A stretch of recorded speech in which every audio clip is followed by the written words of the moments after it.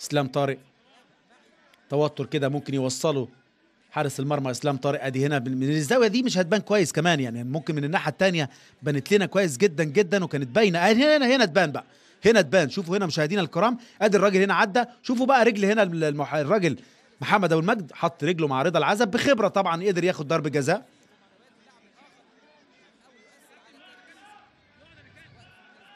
لكن اتكلم فيها طبعا نجومنا في الاستوديو التحليلي، كابتن علاء نبيل، كابتن احمد سمير، اتكلموا فيها اكتر مننا بعد اللقاء.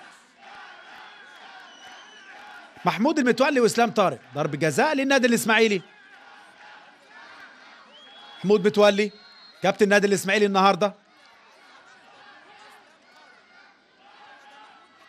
متولي واسلام طارق، متولي وهدف للنادي الاسماعيلي، هدف من ضرب جزاء مش ممكن على الاثاره.